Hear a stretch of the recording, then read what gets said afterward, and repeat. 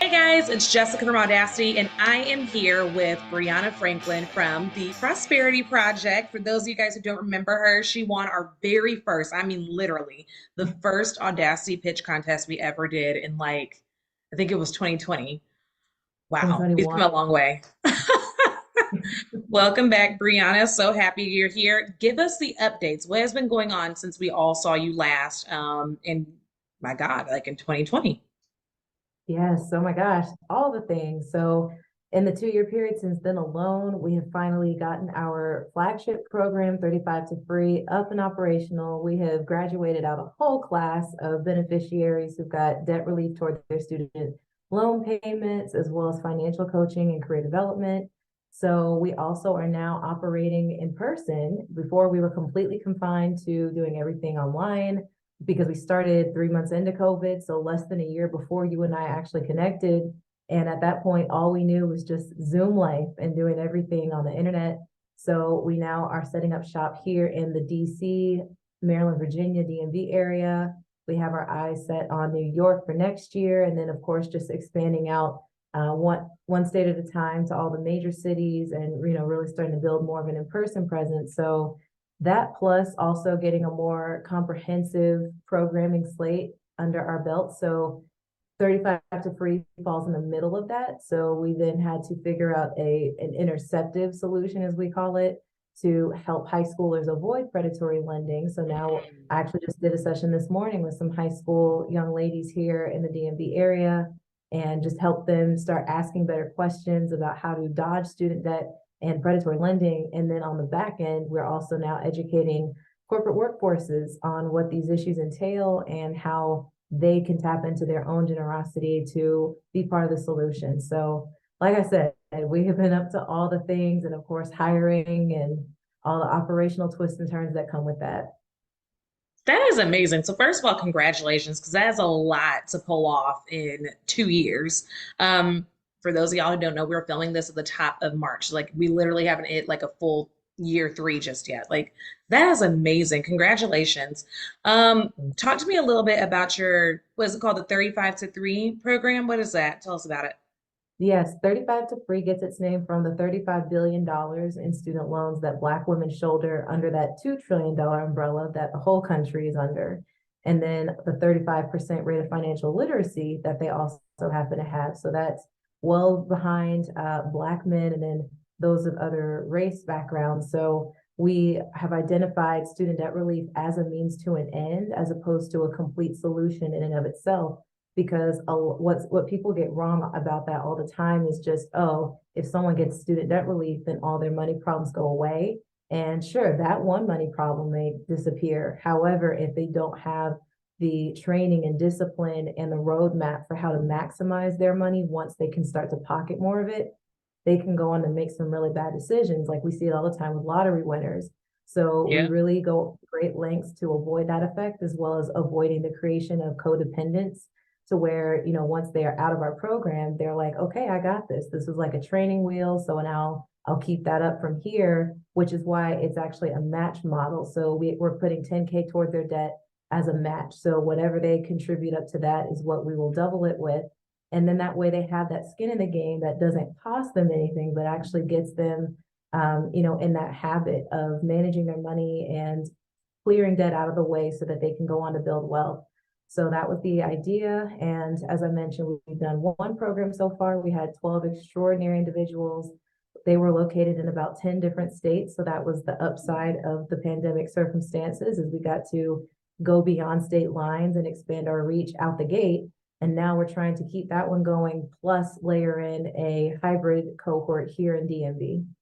Nice. I love it. And it's so exciting that you guys are like adding in like a foundational level for these students because like you said, you want them to be able to go out into the world and apply what they've learned to the remaining finances that they'll now be responsible for. So that is for one thing that's super exciting and super helpful. I might need to drop it in a class.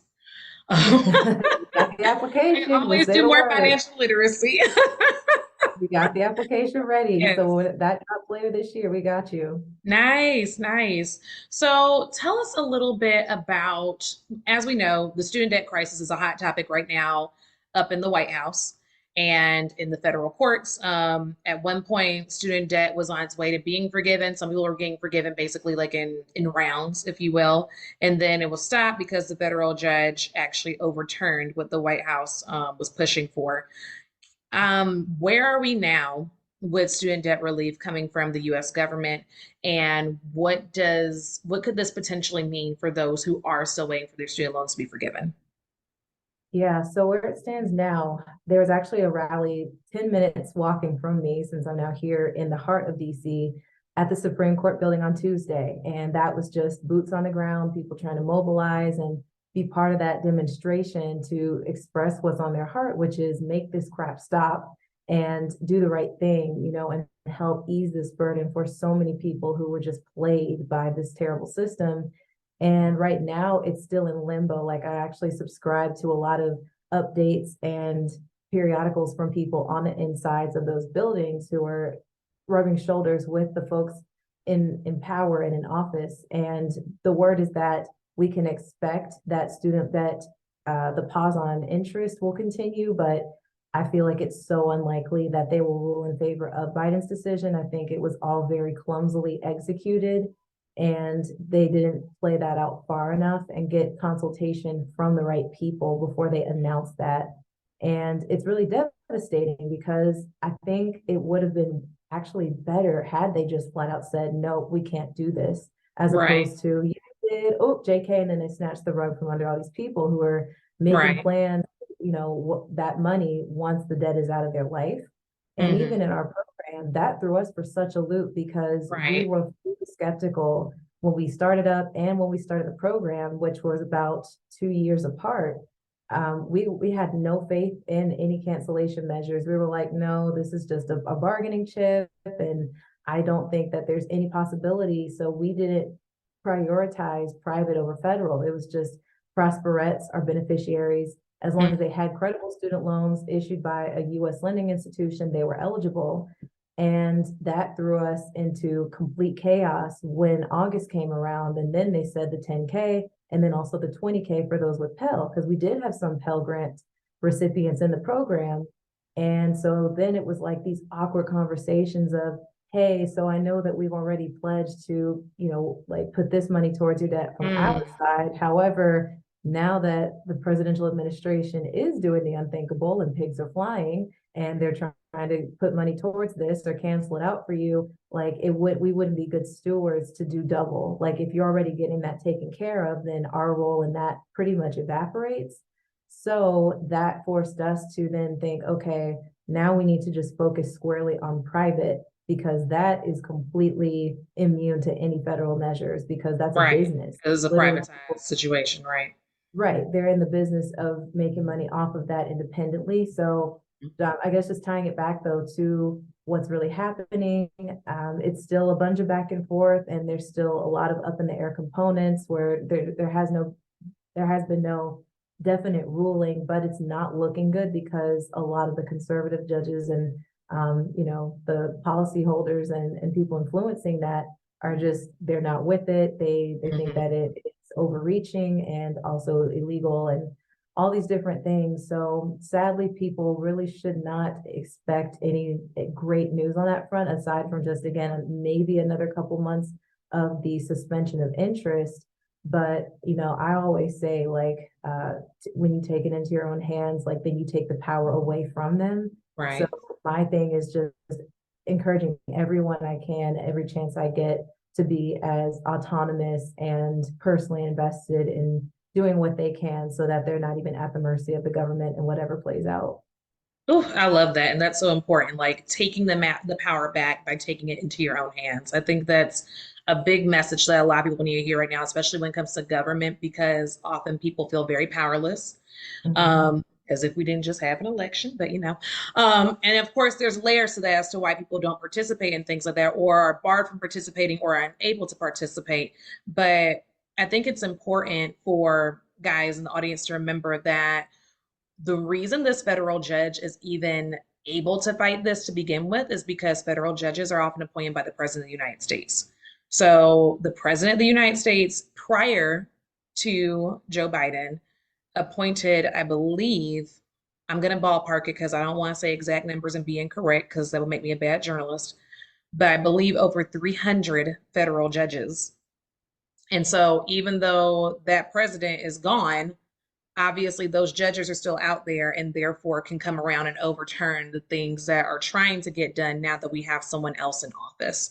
So for me, in my mind, that's where the problem lies. That being said, though, I'm also not the person who is, I am thankfully debt free. I do not have any student debt because I was very fortunate to have very good parents who were able to put away for my college, and I got a scholarship leading up. And then for my grad school, I was very fortunate to actually be in the top 15% of applicants, and therefore I got all of my tuition covered. I went 100% tuition free to grad school. So I'm not familiar with the world of student debt the way the majority of our generation is, but I do see a pattern where often we're looking for someone to blame here. We're looking for, and in this case, it's like, oh, well, the president promised this, so blame the president if it doesn't happen. And I would like to hear from an expert like yourself, where did it go wrong? Not necessarily whose fault it is or whose fault it isn't, but like what do you think was the missing piece? Because it did appear to be very promising at the time. It Mhm. appeared to be a plan. And some people, from what I understand, did get some of it, but it hasn't been able to be carried out in full at the extent that was promised in 2021. So, what Mhm. is it, in your expert opinion, that happened that did not come through, or that it may not still come through? There's so many things. Like it's such a complicated web to untangle. So I think at the surface level, they just were not hearing from the right people, or if they were, they Mm, just weren't listening. Because I'm like, if you have lived this and if you have been personally burned by this and it has interfered with your ability to be an adult, to get a home, to start a mm-hmm, family, to marry at will, to mm, afford groceries, I mean, forget all the big milestones, but just like basic complicate things. your everyday existence. You don't just do that on a whim. Like you think very critically through what the fallout could be and exploring different scenarios. And it also is something that you're not going to shut up about because you are just very aware of the havoc that it's wreaking in people's lives. So I think because President Biden and VP Harris have not lived that life personally, they were just looking at it on the outside looking in as a third Mm, party, like, oh man, wow, these are some powerful stories that they're sharing, but it doesn't really translate until mostly until you've lived it. So I think that would be one piece, but then also I think they're going about it wrong by trying to just do this as a one-off because I'm like, okay, so everyone who is alive and just so happens to meet the criterion in this one point in history, they're mm, the beneficiaries. Like, what does that do for people who come out of school when interest rates have gone up another 9% year over year, yeah. 10 years from now, right? And like, as we're now starting to fall into the $2 trillion, like we crossed that mark pretty much, and it's on track to hit 3 trillion by 2035.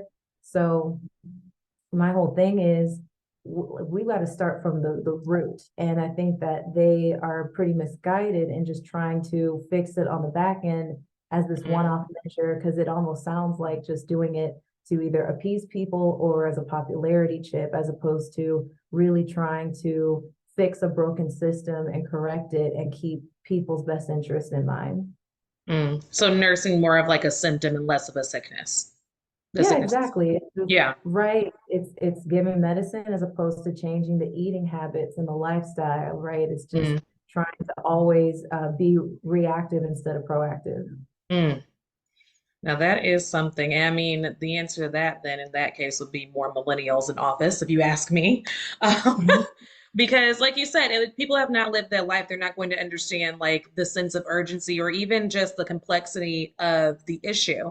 Mhm. So having more people, like you and I who are in the generation of student debt, obviously, if I were to become a politician, I cannot go anywhere and talk about student debt with the exception of my empathy and asking people smarter than me on that topic, like you, to be like, okay, What is it that we need to do to solve this problem? Where's the root? Where's this? Where's this? Who do I need to call? Who do I need to hire? And how can we like take this up out the ground and be done with it forever?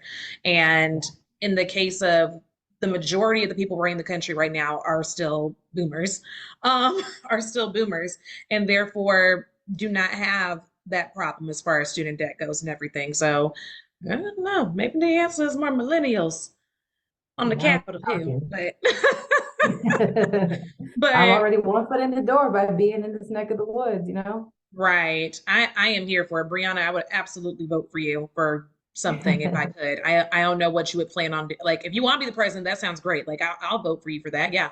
Um, or if you want to do Congress, it's also great. You might keep your job a lot longer. Um, Right. There have been definitely many, many ideas. People always used to tell me as a child that I would go on to be president. They're like, you'll be the first Black woman president. And I was like, yeah, right. I just was like, oh, just talking. But honestly, like as these last few months have been going down, I'm like, if someone with this mindset were to be in office and just know what it takes, I'm like, because it's so much more than just throwing money at a problem. It's behavior modification.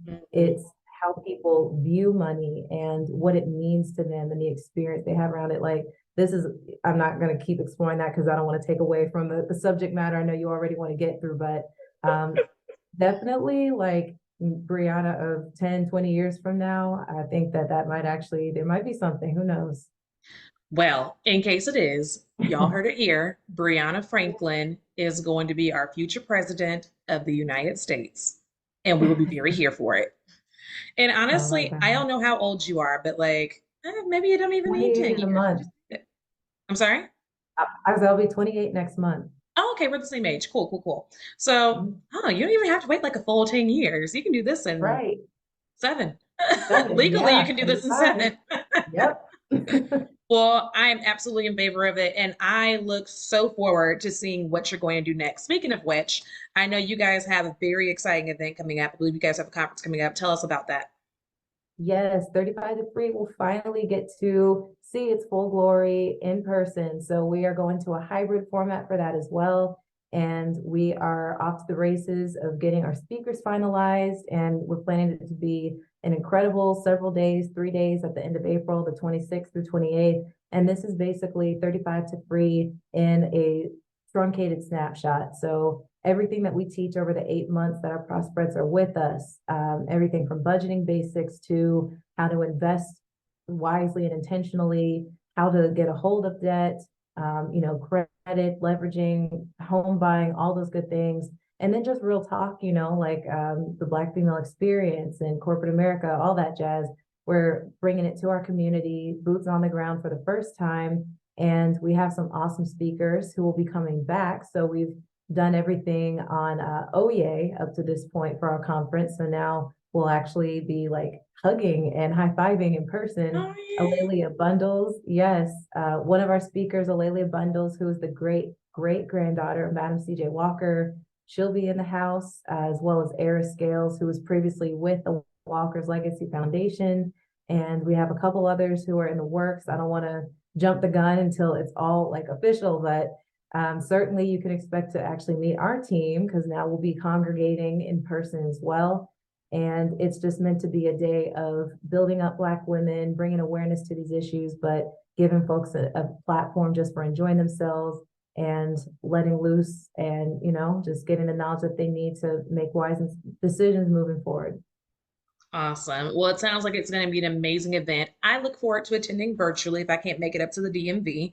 Yeah. But Brianna, just thank you so much for being here and coming back to Audacity. It's great to see like what you've been up to. It's great for us to get a little bit more knowledge about what's going on because a lot of folks have no clue what's happening with the student debt thing anymore. So it is so exciting. It is so exciting to know that not only are you out in the DMV and boots on the ground, but that there are people who look like you and I, who are in the same age group as you and I, who are teaching us how to fight for ourselves. And I think that's like, at least for me, the best thing that I got out of our conversation today.